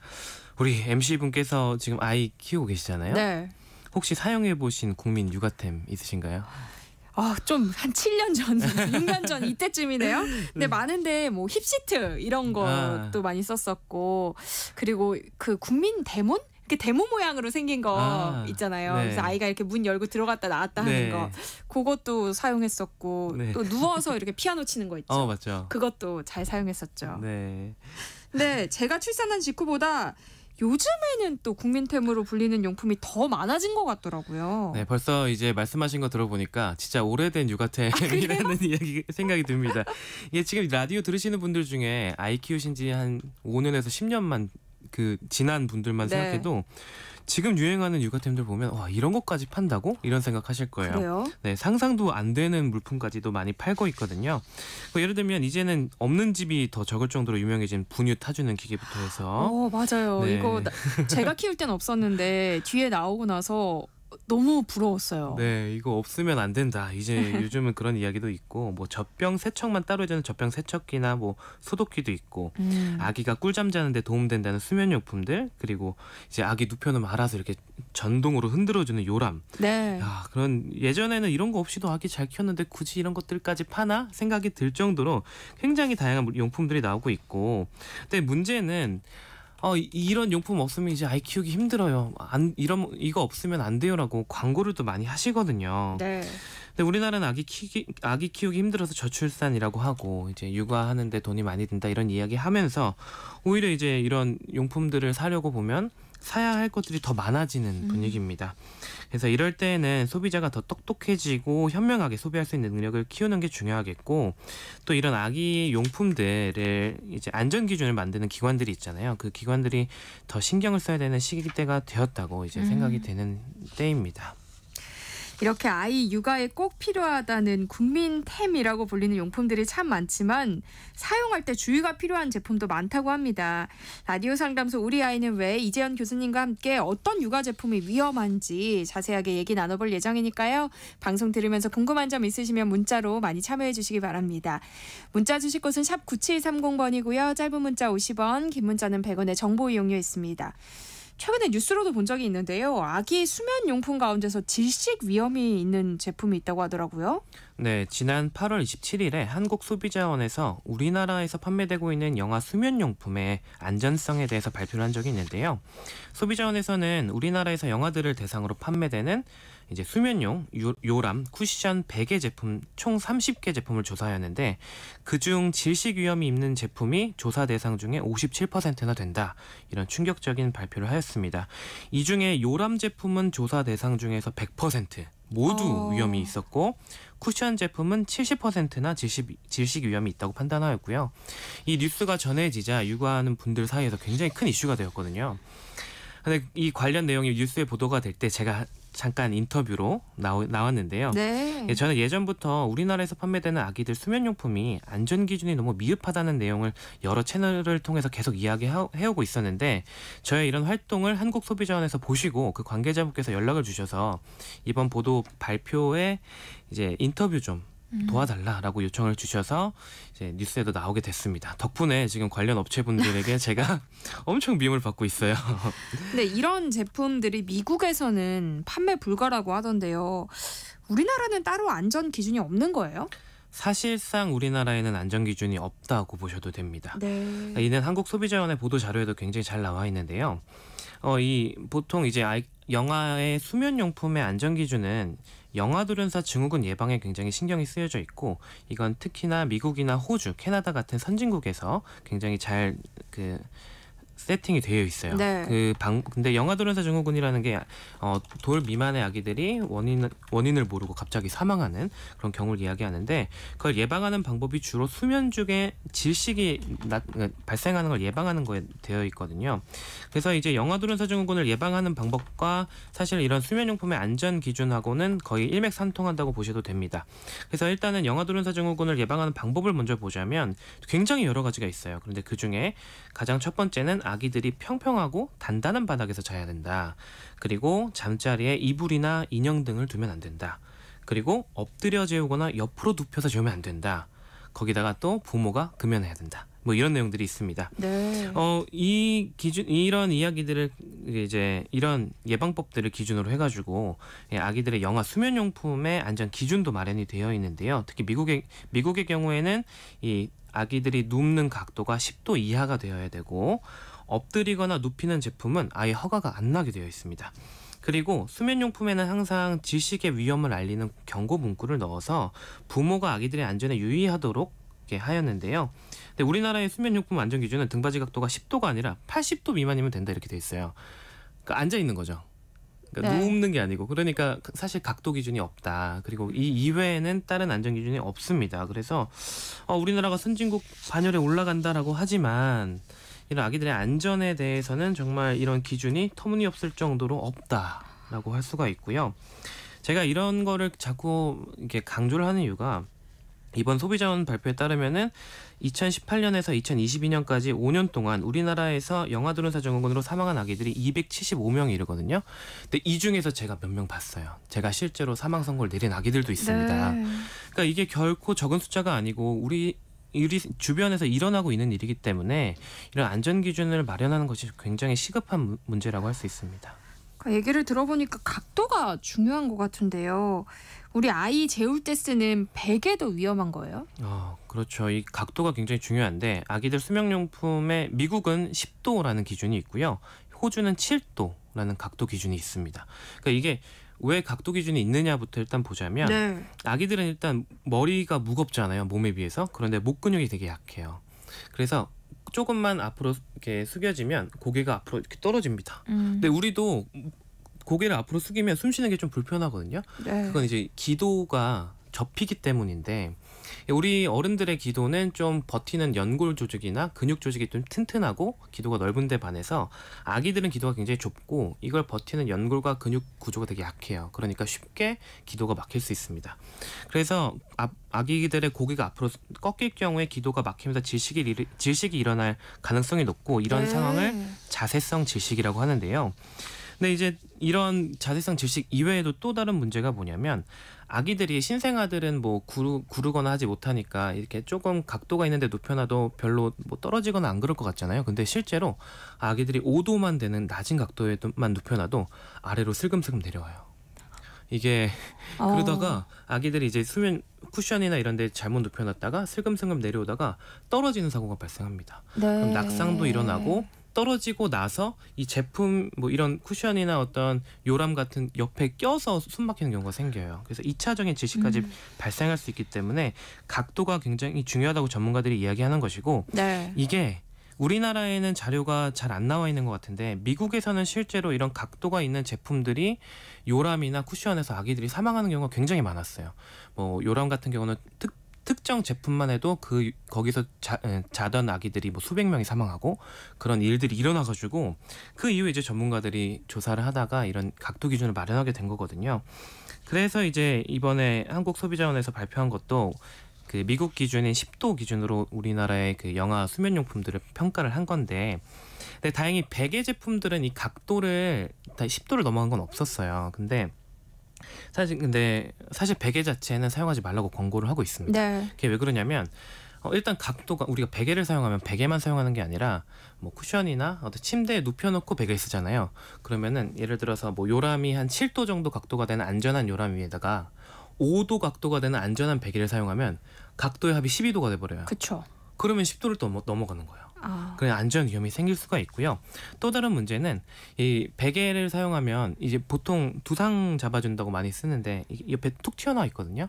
그럼 아기들이 고개를 돌리다가 그 질식을 할 수가 있습니다. 네. 근데 아기들이 참 어른 입장에선 답답한 게 그런 질식이 일어나면 빨리 나와야 될 것 같잖아요.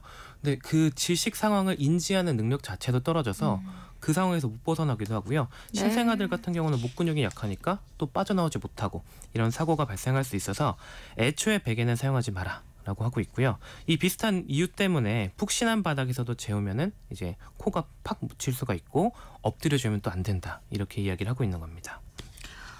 갑자기 막 소름이 돋았어요. 왜냐하면 아이 키울 때 이제 수유하고 나서 영유 방지 쿠션 같은 데서도 좀 재우곤 하잖아요. 그렇죠. 근데 그게 얼마나 위험했던 행동인지 갑자기 브랜드 딱 스치는데요. 네. 근데 이렇게 돌 이전까지는 이런 수면 환경이 중요하다는 말씀이신 거죠? 네, 이런 수면 환경을 보통 돌까지 그리고 조금 더 강력하게 얘기하는 분들은 2돌까지도 조심해라라고 말을 하는데요. 네. 그 이유는 이제 보통 돌쯤 되어야 아기들이 걸을 정도로 이게 대근육 발달이 많이 되잖아요. 그러니까 아기들이 자다가도 조금 위험한 상황에서 빠져나올 힘이 최소한 생겨요. 그래서 돌 이전까지는 좀 조심해야 된다.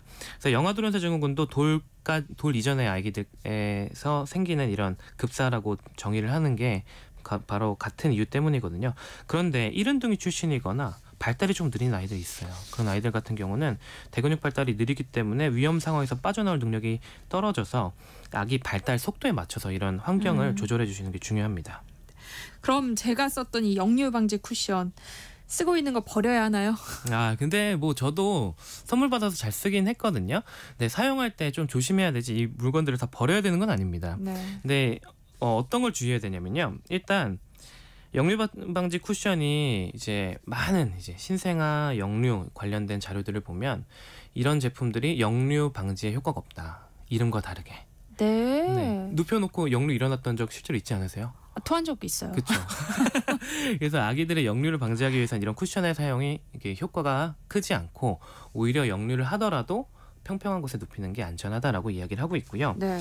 그리고 이제 쿠션 제품 푹신푹신하잖아요. 그렇기 때문에 각도가 있는 것도 중요하지만 푹신푹신한 제품이기 때문에 그 위에서 재우면 좀 더 위험합니다. 그래서 네. 저는 어떤 식으로 사용했냐면 이걸 역류를 방지한다고 생각해서 사용하지 않았고 그 위에서 재우지 않았어요. 만약에 잠들면 빨리 옮겨줬고요. 네. 대신 이게 각도가 있으니까 좋은 게 깨어서 놀고 있을 때는 장난감이나 이런 거 볼 때 조금 더 아기가 잘 놀 때가 있어요. 그래서 완전히 깨어 있고 잘 놀 때 이런 놀이 쿠션용으로 사용했는데 이 정도 용도로 사용하시는 거는 안전하게 사용할 수 있다. 이렇게 생각하시면 되겠습니다. 저희 아이 등 센서가 좀 발달했었어가지고 바닥에 눕히면은 잘 안 누웠거든요. 네. 그래서 이 쿠션에 좀 많이 눕혔었는데, 그러니까 어른이 옆에서 지켜보면서 깨어 있는 상태에서 사용하는 건 괜찮다는 말씀이신 네, 거죠. 맞습니다. 이외에도 또 추천하지 않는 육아템이 있을까요? 이게 아까 역류 방지 쿠션이 역류 방지 효과가 미미하다 이렇게 말씀을 드렸고 이 비슷하게 이름과 다르게 효과가 미미한 게 두상 베개입니다. 이게 두상 베개는 누워 있을 때 아기들이 머리가 네. 평평해지니까 이렇게 두상 잡아준다라고 해서 만들어진 제품인데 이런 제품들이 두상을 잡아주는 효과가 별로 없다라고 밝혀져 있고요. 그리고 잘 때 베개 사용 자체를 하지 말라고 권고하고 있기 때문에 굳이 사용하지 않으셨으면 좋겠습니다. 그리고 제가 또 여러 군데에서 계속 말을 하고 있는 게 보행기예요. 네. 보행기 혹시 사용하셨나요? 저는 보행기는 안 썼어요. 네, 이게 보행기가 미국 소아과학회에서도 이제 이게 여러 가지 안전 문제 때문에 이것도 판매 금지하게 해달라 미국에서 이 얘기를 하고 있습니다. 네. 왜 그러냐면 우리가 보행기를 보통 사용하는 게 아기들이 혼자 잘 타고 놀고 있으니까 엄마 아빠가 좀 자유로워지는 게 있고 아기들이 왠지 걷고 있으니까 잘 걷게 될 것 같거든요. 그런데 이 두 가지 때문에 사용하지 말라고 하는 거예요. 일단은 아기들이 인지 능력이 아주 없는 아이들이 갑자기 정상적으로라면 엎드린 상태에서 이 낮은 환경만 바라보아야 되는 아이들이 갑자기 높은 곳에 오니까 재밌는 게 많아요. 그래서 위험한 거 꺼내서 네. 이상한 거 집어먹고 네. 뜨거운 거 쏟고 이런 사고가 진짜 많이 일어납니다. 저는 그럴까봐 안 썼어요. 그게 기동력을 너무 빨리 주는 것 같아서.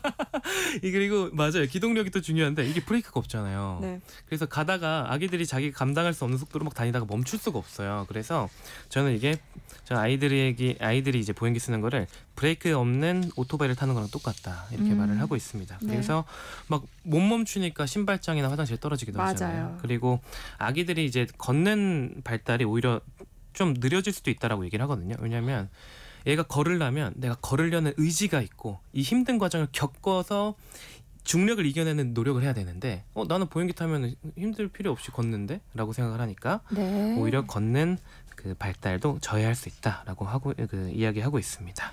그러니까 좀 더 빨리 걷게 되는 줄 알고 네. 쓰시는 분들이 많으셨을 텐데 그게 맞아요. 아닌 거군요. 네. 네, 오늘은 국민 육아템으로 알려져 있지만 아이에게 위험한 제품 살펴보고 있습니다. 관련해서 고민 갖고 계신 분들 문자 보내주시면요. 용인 세브란스 소아청소년과 이재현 교수님이 상담해 드릴게요. 노래 한 곡 듣고 오겠습니다. 라우브의 Paris in the Rain. 노래 나가는 동안 여러분들이 보내주신 문자 함께 살펴볼게요. 3274님이요. 저는 52일 된 아이를 키우고 있는데요. 신생아 아기띠라고 따로 있는데 갓 50일 넘은 아이에게 사용을 해도 될지 고민입니다. 아이를 안고 집안일을 하기에는 힘들어서요. 라고 하셨어요. 신생아들 아기띠 사용하는 게 그 자체가 나쁘진 않은데요. 몇 가지 주의해야 될 건 있습니다. 네. 일단은 엉덩이 받침이 좀 제대로 돼 있어야 돼요. 그래서 아기들이 이제 골반이 아직 뼈가 완전히 딱 단단하게 잘 자라지 않았기 때문에 엉덩이 받침으로 보통 이제 다리랑 엉덩이 모양을 M자가 되게 개구리 다리처럼 되게 네. 이게 있는 게 안전하다고 하거든요. 그래서 엉덩이 받침 잘 돼 있고 아기가 아직 목을 잘 가누지 못한다면 목을 잘 가눌 수 있는 제품 사용하는 것이 좋고 그리고 이제 이런 거 아기띠하고 뜨거운 거 만지는 거 항상 조심하셔야 됩니다. 네. 근데 이제 우리나라에서 굉장히 옛날부터 쓰던 건데 이런 아기들을 이런 육아용품 중에서 해외에서 지금 되게 유행하는 게 있어요. 포대기예요. 저도 들었어요. 네, 이게 포대기가 다리 해놓으면은 다리 모양이 M자가 되거든요. 네. 그래서 아기들 골반 고관절에 되게 좋다 이렇게 알려져 있고 또 뒤에 있으니까 집안일 하기도 되게 수월하잖아요. 그래서 포대기 사용하시는 것도 오히려 좋다라고 저는 생각을 합니다. 근데 50일 안 됐으면 목을 가누는 게 좀 맞아요. 어려워서 포대기는 그래서 조금 더 있어야 되지 않을까 조금 더 싶기도 커서 해요. 해도 되는데 네. 포대기를 보통 이제 고개까지 딱 하시는 분들이 있어서 그렇게. 그런 것도 잘 하시면 되는데 자신 없으시면 네. 이렇게 안전한 제품 사용하셔도 좋고 그냥 눕혀놓고 좀 울게 놔두셔도 돼요. 5044님이요. 아이가 잠이 없는데요. 차를 타면 잘 잡니다. 그래서 가끔 차에 태우고 나가서 재우고 돌아오곤 하는데요. 카시트에서 자는 것도 그럼 안 좋을까요? 하셨어요. 이것도 사실 영아도련사 증후군 예방법에 나와 있는 내용이에요. 네. 카시트에서 재우는 경우가 되게 많고 유모차에서 재우는 경우도 되게 많아요. 네. 아기들이 꼭 거기서 잘 자잖아요. 좀 움직여줘야지 자요. 네, 근데 거기서 그 영아도련사 증후군 예방법에 어떻게 나와 있냐면 이렇게 자는 아이들이 잠들면 그래도 빨리 눕혀줘라. 이게 아이들의 평상시의 수면 환경을 카시트에서 재우거나 아니면은 유모차에서 재우는 건 좀 위험할 수 있다. 실제로 네. 카시트에서 오래 타 있다가 사망하는 아이들도 있어요. 카시트에서 탔다가. 그래서 이거 우리나라에는 보도가 잘 없는데 외국 보도에 그런 외국 아이들 케이스가 있어가지고 아이들이 뭐 너무 힘들면 이렇게 한두 번 재울 수는 있지만 네. 여기서 계속 재우는 거는 좀 피해야 된다라고 알려져 있습니다. 그렇군요. 4910님이요. 아이가 뒤집기를 시작했는데요. 뒤집기 방지 쿠션도 필요 없을까요? 하셨어요. 이거 고민 많이 하시죠. 근데 뒤집기 방지 쿠션이죠. 사용하면 안 됩니다. 네. 사용은 안 그렇군요. 되고, 네. 그리고 뒤집기 시작하면 이제 다시 엎어줘야 되냐 이거 고민 많이 하시는데 네. 뒤집기 시작하는 아이들이 누워서 자다가 돌아서 이제 엎드려 자거나 하는 거는 그래도 안전하다라고 돼 있어요. 대신에 처음에 재울 때는 꼭 눕혀서 재워라.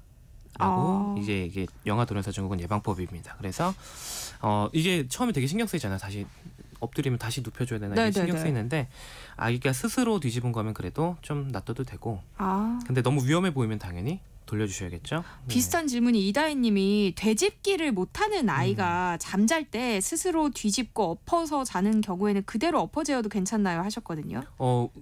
그래서 이제 그거 지금 말씀드린 내용이 애가 뒤집기 못하더라도 그쯤 되면 그래도 좀 안전하다. 네. 근데 아기가 뒤집었는데 어디 침대 구석에 코를 박고 있거나 그럴 수 있어요. 그렇기 때문에 신경 쓰이시면 한 번씩 보시면서 뒤집어 주시고 대신 제일 중요한 거는 중간에 어떻게 하느냐가 아니라 처음에 재울 때 눕혀 재워야 된다. 네, 그겁니다. 요맘때는 진짜 잠시도 눈을 뗄 수가 없어요 아이한테. 그죠? 네.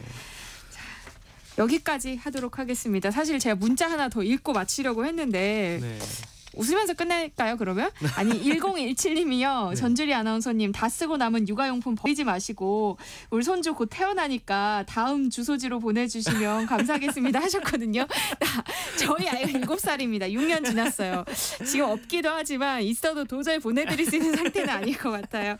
자 여기서 인사드릴게요. 이재현 용인 세브란스 소아청소년과 교수와 함께했습니다. 고맙습니다. 감사합니다.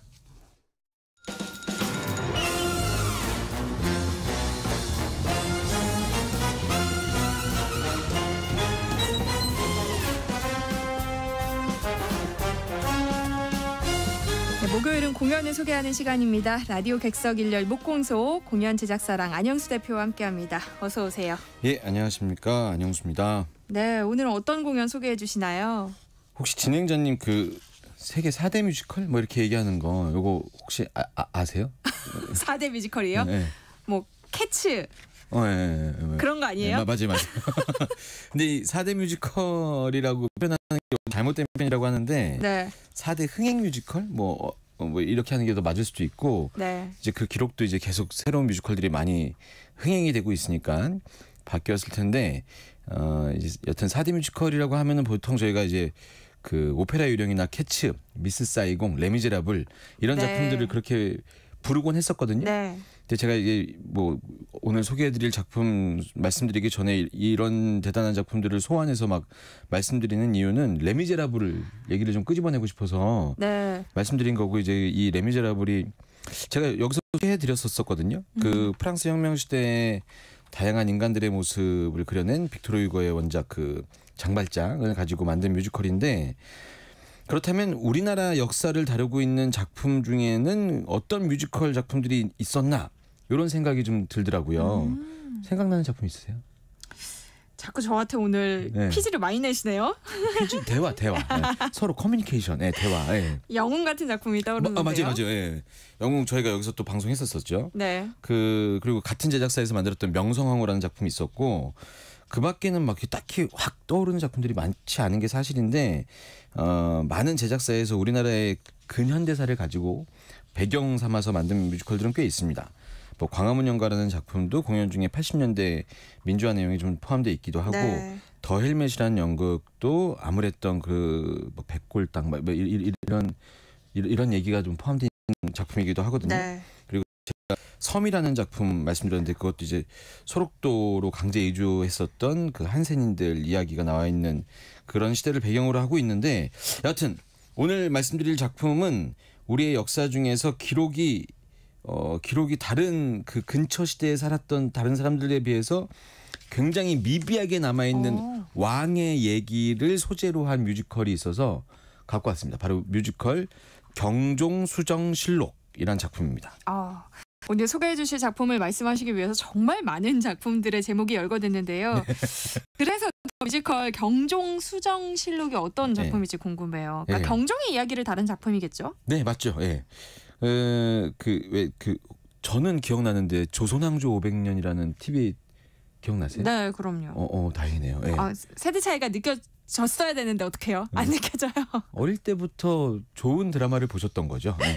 이게 옛날 거 기억하는 게 잘못은 아니잖아요. 네. 여튼 청취자분들이 어떻게 생각하실지 모르겠지만 저한테는 이런 조선왕조 500년 드라마 이렇게 역사 이야기 그리고 조선시대 얘기를 다룬 드라마들이 많이 있었는데 그럼에도 불구하고 경종이라는 왕은 익숙하지가 않은 이름이에요. 네. 우리 영조, 세종, 태조 이성계, 그쵸. 조선의 고종 이렇게 막 많이 나왔는데 이 경종 얘기는 거의 못 달았는데 제가 이 작품 보니까는 이 왕이 굉장히 중요한 시대에 있었더라고요. 혹시 경종이 어떤 왕인지 아세요? 모르겠어요. 오늘 왜 자꾸 물어보세요. 공연 소개 빨리 해주세요. 저보다 더 많이 아실 것 같아서. 자, 이제 공연 줄거리를 제가 말씀을 드릴게요. 역사에 대해서 제가 많이 알지 못해서 저도 이제 공연 보면서 나와 있던 자료 같은 거 보고 간략하게 좀 말씀드리겠습니다. 이 작품은 일단 만들어진 계기가 좀 재미있는데 작가가 어느 날 그러니까 지금 서울 성북구 석관동에 있는 경종의 능이에요.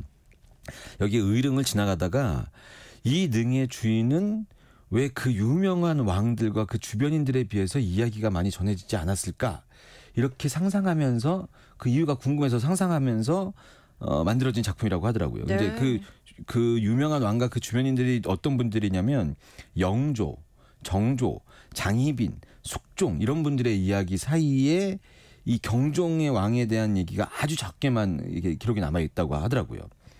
자, 요 정도 좀 알고 계시고 공연 내용은 이렇습니다.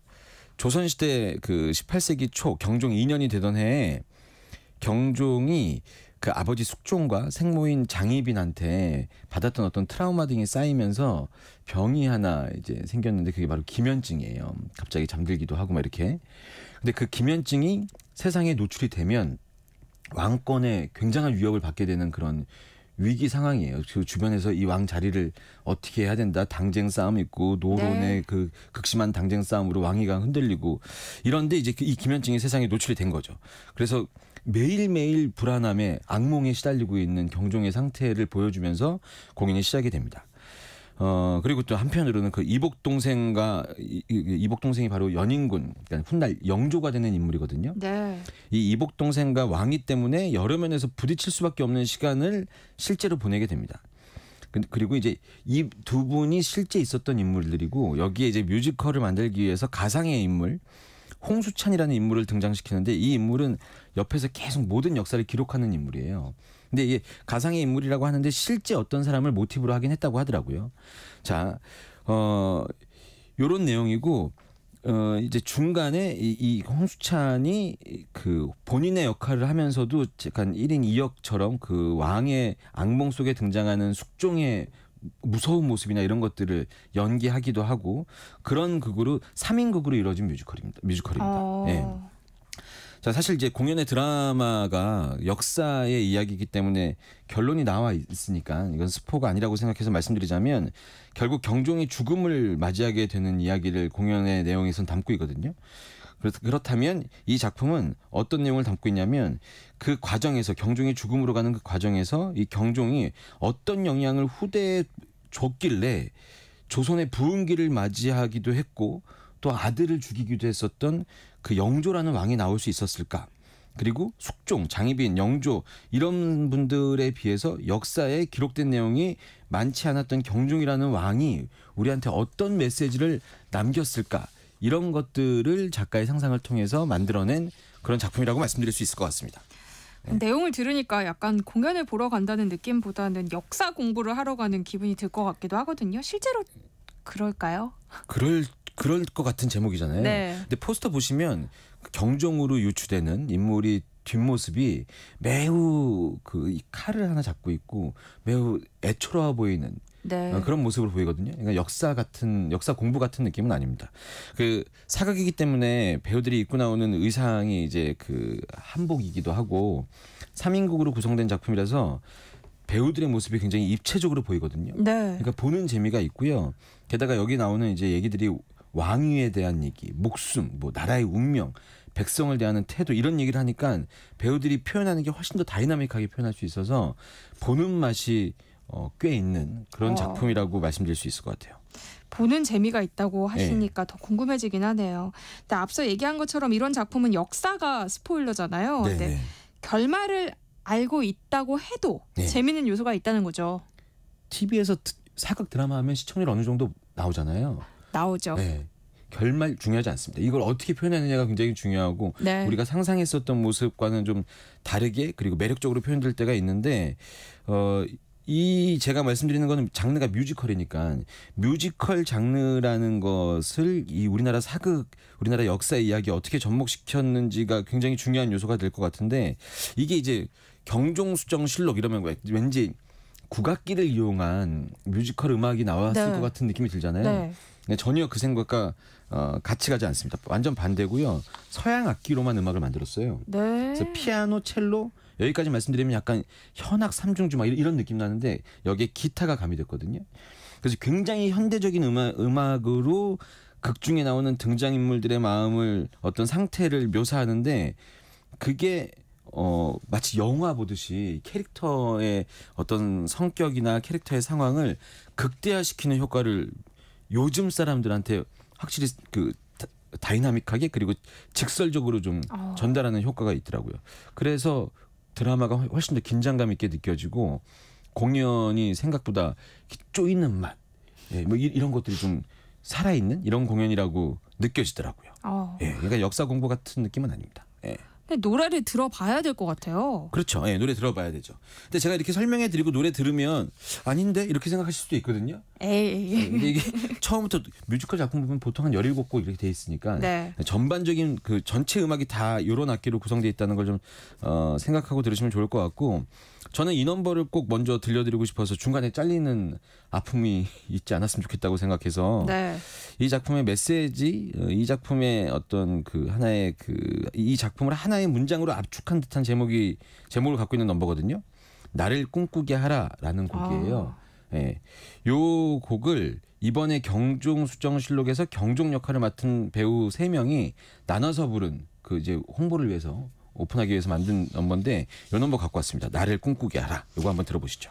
잘리기 싫으시면 저희가 말을 줄이고 바로 들어봐야 할 것 같네요.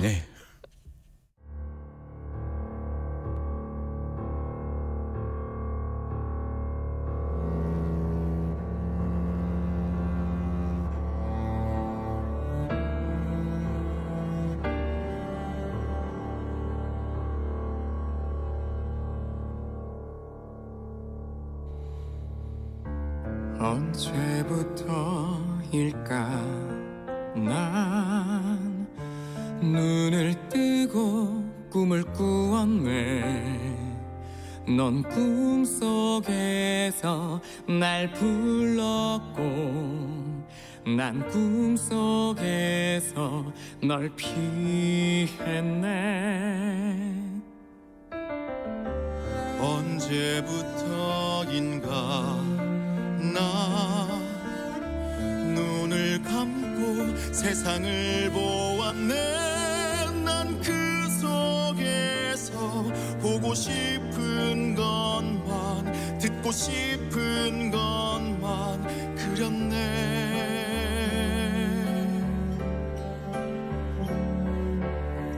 역사에 남는 왕 되기 위해 이제껏 달려왔지만 그저 역사에 남는 왕 아닌 좋은 왕 되고픈 마음.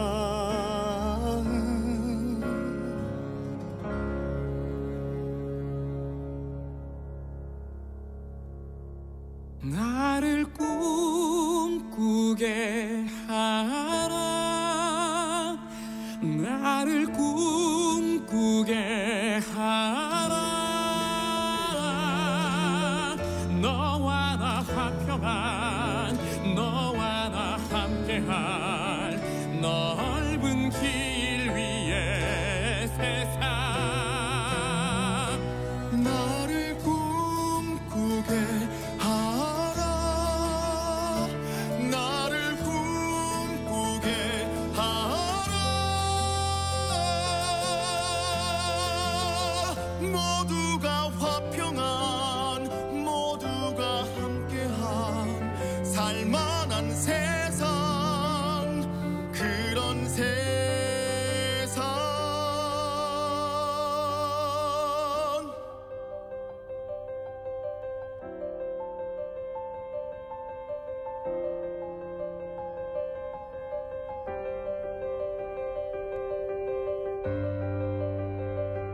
나를 꿈꾸게 하라. 나를 꿈꾸게 하라.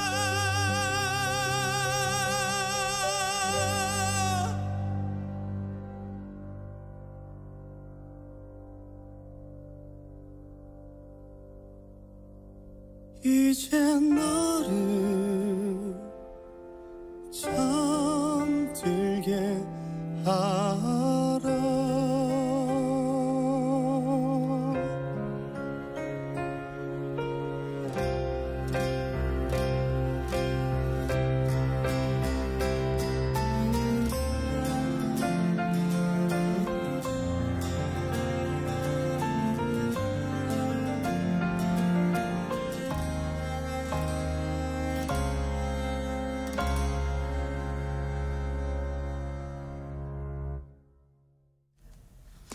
뮤지컬 경종 수정실록 가운데서 나를 꿈꾸게 하라라는 제목의 넘버 함께 들어봤습니다.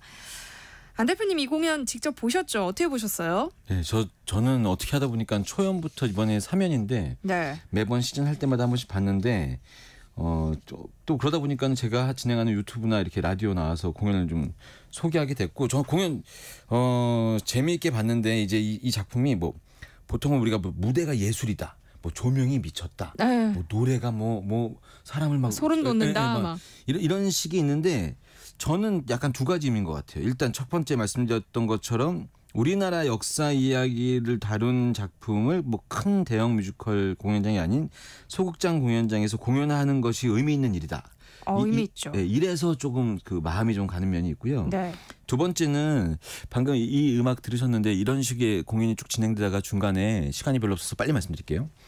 이 그 경종의 생모 장희빈의 목소리로 녹음된 노래가 나와요. 뭐 세자 이러면서 노래가 돼요. 근데 그 노래가 성군 대소서 이렇게 하는 거예요.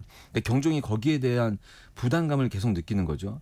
이렇게 이 성군이 되기 위해서 계속 고민하고 나는 그런 능력이 되겠는가 막 이렇게 하다가 맨 마지막 경종의 죽음을 앞두고 연인군, 그러니까 영조, 훗날의 영조가 되는 연인군과 독대하는 장면에서 이제 이 작품이 끝나거든요. 독대하는데 그때 이 연인군을 앞에다 두고 고백을 해요. 내가 성군이 돼야 되겠다고 생각했는데 그 나의 백성은 누구인가 이걸 계속 고민했는데 나의 백성은 너였더라. 뭐 이렇게 얘기를 해요. 연인군한테. 네. 그러면서 이제 왕위에 대한 얘기가 이제 거기서 정리가 되고 뭐 이런 공연의 클라이막스로 다다르게 되는데 그게 요즘 이 시대에 어떤 시대에 이건 누군가 백성을 위하는 마음 이런 것들이 전달이 되는 그런 작품인 것 같아서 공연 다 보고 있으면 중간이 뭐 어땠다 이런 걸 다 떠나서 네. 의미 있는 공연이다 이렇게 생각이 되더라고요.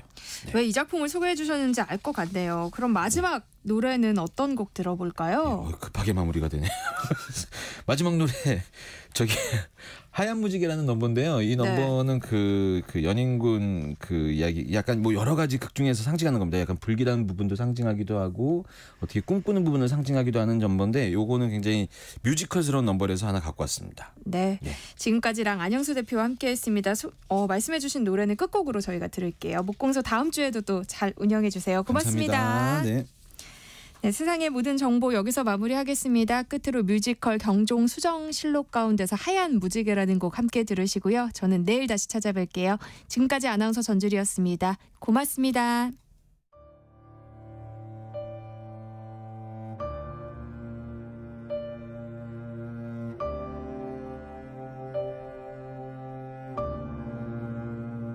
나 어릴 적 비가 오는 것을